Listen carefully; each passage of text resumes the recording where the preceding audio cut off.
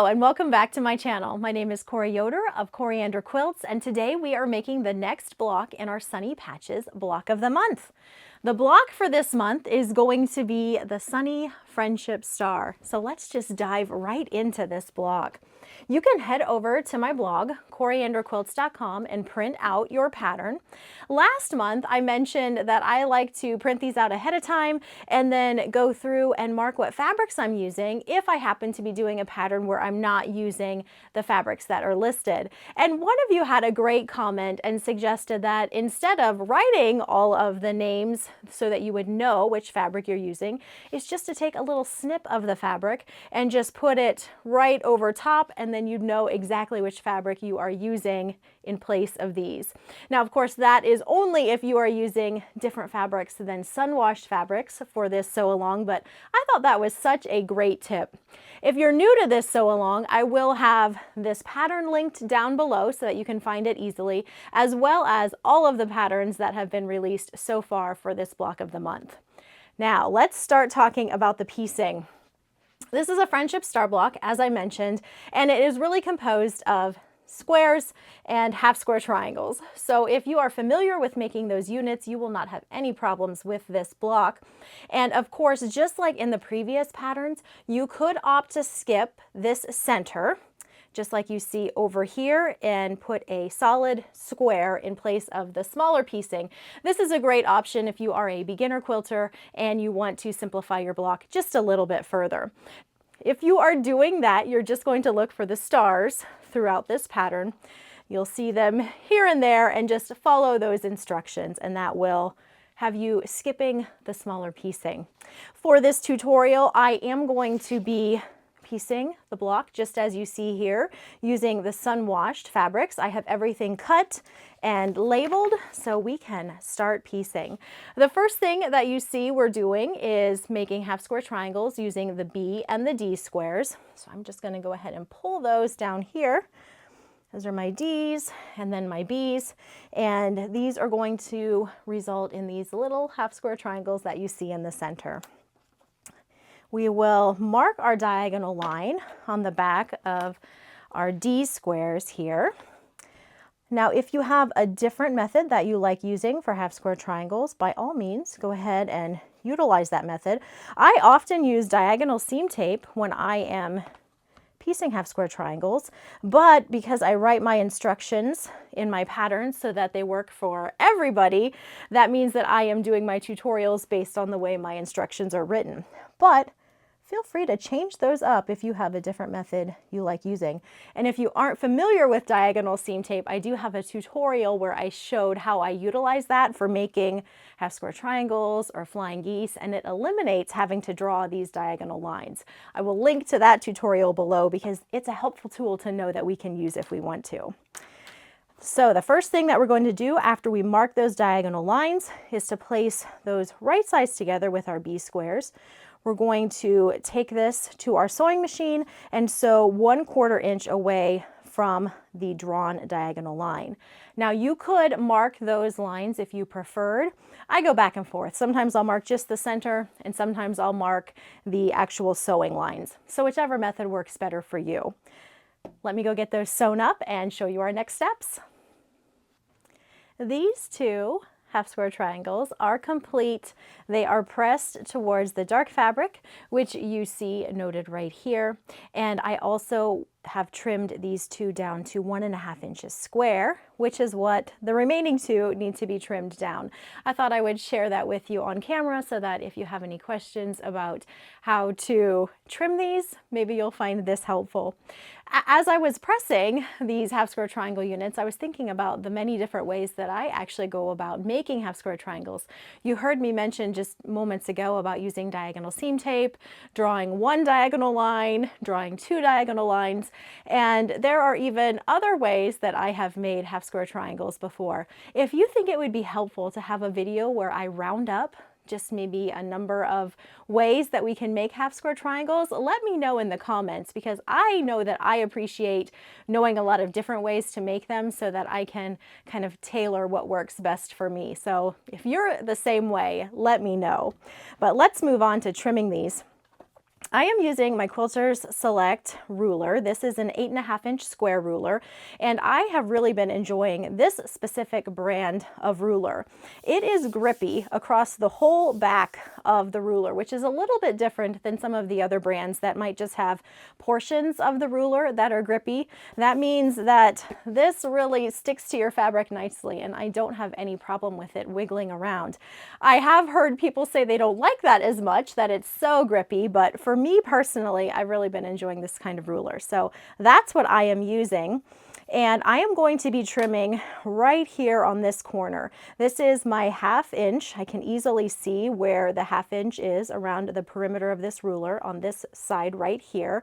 And since we're trimming to 1.5, I can see that so easily here, and I have a nice diagonal line that I'm going to line up with my diagonal right here. So we'll just go ahead and trim this little guy up if I can. And sometimes I can and sometimes I can't. I prefer just to trim 2 sides. So if I place my ruler here and I see that it's running pretty nice on these 2 sides and would not need to be trimmed, my preference would be just to go ahead and trim the right and the top. But if I see that it's not lining up quite how I want it to, and that's the case for this particular half square triangle here, I can see that I'm going to want to trim all 4 sides. So I will start with those 2, and then I'm just going to pivot this around. Now this mat is actually a rotating mat, but I find I'm almost as fast with just pivoting the whole entire half square triangle as opposed to pivoting the mat. So that's what I'm going to do here. And that one is done. We will repeat on the other one, see if he can make do with 2 sides or if it is also going to need all 4 sides trimmed. And I think I'm just going to do all 4 sides. It's not quite lining up. Every now and then you'll get them where they just need the 2 sides trimmed, and that's so nice. You would still need to trim that dog ear off, but it does save you a little bit of trimming. One of the methods that I will sometimes use for making half square triangles utilizes a ruler that you trim everything before you press, and that is a fun technique to have too. I find I'm not as accurate with that ruler, but in a pinch, and especially since it's faster, I will sometimes use that method. Those are all ready to go. Slide these to the side. The next thing that we are going to be doing is repeating with our C and our F squares. So our C squares and our F squares. And I have marked the backs of my F squares already, and we're going to do exactly the same thing that we just did, but in a larger size. You'll see those instructions here at the bottom of this page, and then we start constructing everything together on the next page. So more half square triangles, you do these the exact same way. You're going to be sewing 1/4 inch away from that drawn line with your C squares. These, of course, are right sides together.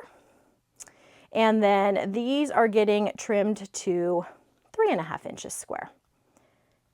These 2 are now complete, and I've trimmed both of them down. They are also pressed toward the dark fabric. And then we'll go ahead and trim these remaining 2 down. Now these are 3.5. They're getting trimmed to 3.5.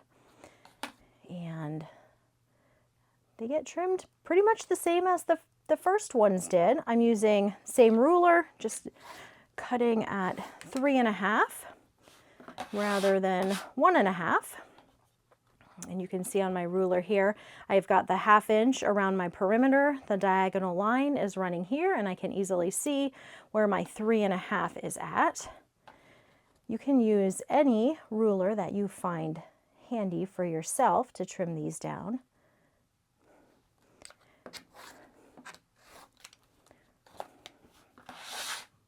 And one more to go. And then we're going to start laying this block out. You're trimming just a little bit off of these edges. It's just a little bit oversized.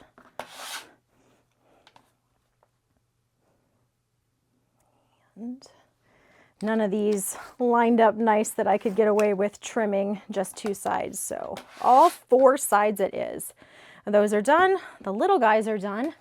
Let me clear my space a little bit here so that we can lay out the center portion of our block. We're going to be starting with this center friendship star. And you can see the pieces you're going to need for that right here. Oopsie, let me backtrack just a little bit. I guess I did go out of order. I did go out of order as I was piecing things. And that is generally the way that I would approach piecing, is if I can do things in chunks. So I've made all of my half square triangles to start with. But if you're actually going in order, following the pattern, you'll see that you could have opted to piece that center first. But I just skipped right over that part without even thinking about it, just because that's the way I would approach making a block. So it gives you a little bit of an insight into how I approach block making. I streamline and do the portions of the piecing that fit together. For example, making all flying geese or making all half square triangles, just to save a little bit of time in between those different techniques that we might be using. So we are going to backtrack up here to step 2 in the pattern, and we're going to make the center of our block, this little guy right here. You're going to need your E squares here, and you're also going to need your A squares in addition to those half square triangles that you made first.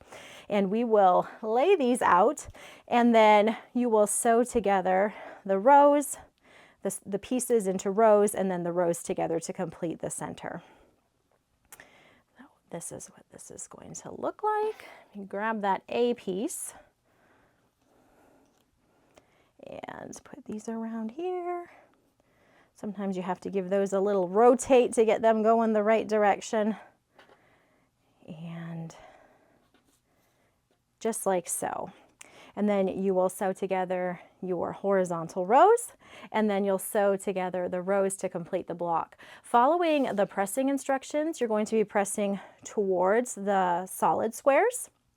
And then in the last step where you are joining everything together, those get pressed away from the center. Let me sew this up. Here is our block center. This center should measure 3.5 inches square. So if you were opting for the simplified block, like you see on the front here, you would be utilizing a 3.5 inch square in place of this pieced friendship star. Now we are ready to lay out the rest of our block. We are going to need our G squares, our large half square triangles, and our block center. So these G squares will go up here at the top, another G square here, your center, 2 more half square triangles, and then your remaining 2 G squares and your last half square triangle. And let me move this up just a hair. You're going to sew these together in your horizontal rows first. You can see the pressing instructions. You'll be pressing away towards those solid squares rather than towards the pieced portions. For the center, you'll press towards the center, and then for the bottom, away. And your last 2 seams, when you sew everything together, get pressed away from the center. This is what the block center will look like. And then the back of the block, how it's all pressed. The final step that we need to do to complete this block is to sew our H and our I rectangles to the top and bottom.